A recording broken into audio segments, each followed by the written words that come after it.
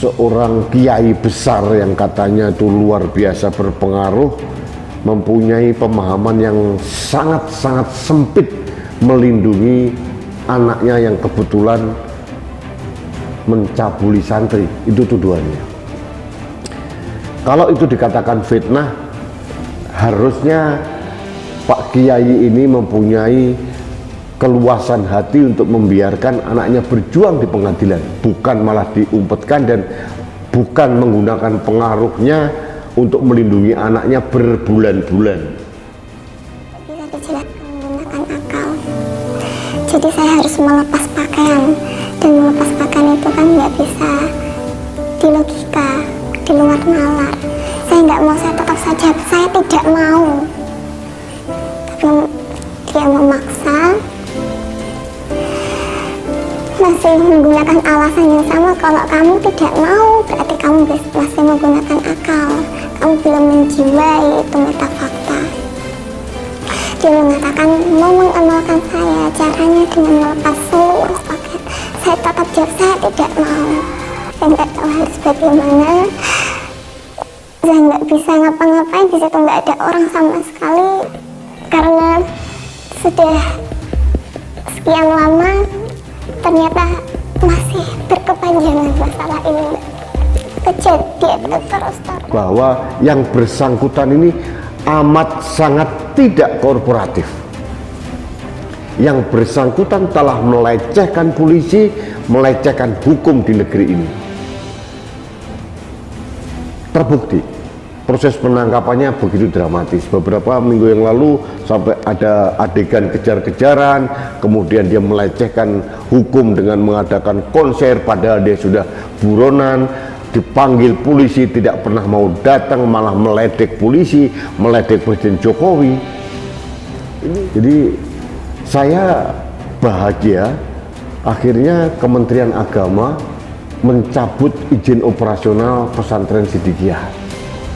Bagus, harus ada ketegasan, karena dianggap pesantren ini melakukan kegiatan-kegiatan yang tidak proper sebagai institusi pendidikan Islam, melindungi penjahat. Bahkan yang paling membuat saya miris, ada militansi yang dikerahkan sengaja dicuci otaknya oleh kiai dan anaknya itu untuk melindungi si tersangka Beki Cabulin. Nah, soal pencabulan oleh anak kiai di Jombang, aktivis perempuan diintimidasi, kepala dibenturkan ke dinding, ponsel dirampas. Anak kiai di Jombang, Jawa Timur, Jatim, yang ditetapkan sebagai tersangka kasus pencabulan santriwati, berhasil diamankan pada Kamis tanggal 7 Juli tahun 2022. Usai dibekuk, MSA kini mendekam di ruang isolasi khusus Rumah Tahanan Rutan Kelas 1 Surabaya di Medaeng, Sidoarjo, Jatim, mulai Jumat tanggal 8 Juli tahun 2022.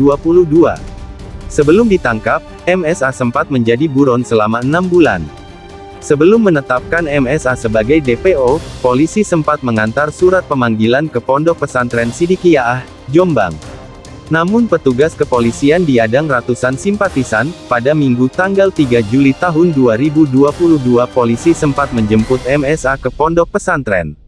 Namun MSA melarikan diri menggunakan mobil. Kasus pencabulan yang melibatkan anak Kia di Jombang sempat membuat seorang aktivis perempuan di Jombang mendapatkan intimidasi.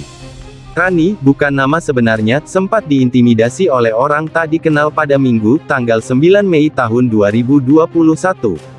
Ia diintimidasi saat mengikuti pengajian di salah satu rumah warga di Ploso, Kabupaten Jombang. Informasi intimidasi beredar ke publik melalui pesan berantai di WhatsApp pada Senin, tanggal 10 Mei tahun 2021.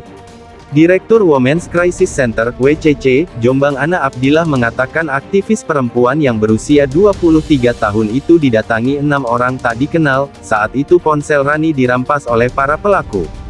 Setelah itu kepala Rani dibenturkan ke dinding dan ia diancam secara verbal. Menurut cerita korban, dia didatangi 6 orang, kemudian 1 orang melakukan intimidasi. Ada ancaman pelaku kepada korban, "Kamu tidak akan selamat," kata Ana pada Selasa tanggal 11 Mei tahun 2021. Setelah kejadian tersebut, korban mengalami trauma. Beberapa jam kemudian, korban melaporkan kejadian tersebut ke polisi. Ana mengatakan intimidasi yang dialami Rani diduga terkait kasus dugaan pelecehan seksual yang melibatkan putra ulama pengasuh pondok pesantren di Ploso, Jombang.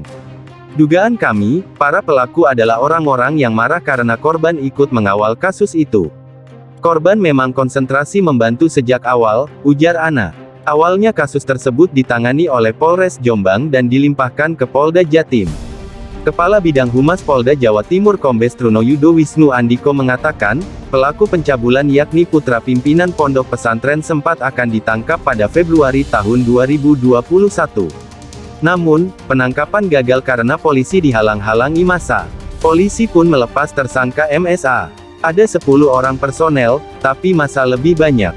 Akhirnya tersangka dilepas untuk menjaga kondusivitas, kata Trunoyudo di Mapolda Jatim, Senin tanggal 17 Februari tahun 2020.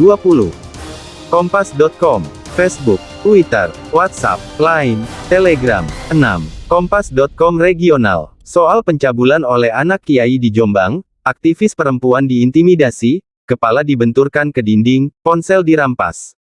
Kompas.com, tanggal 12 Juli tahun 2022, pukul 13.53 waktu Indonesia Barat. Telegram, komentar 6. Para simpatisan MSA, anak Kiai Jombang tersangka pencabulan ditahan di Mapolres Jombang, Jawa Timur. Lihat foto. Petugas gabungan dari Polda Jatim dan Polres Jombang melakukan upaya jemput paksa terhadap MSA, tersangka kasus pencabulan, Kamis tanggal 7 Juli tahun 2022.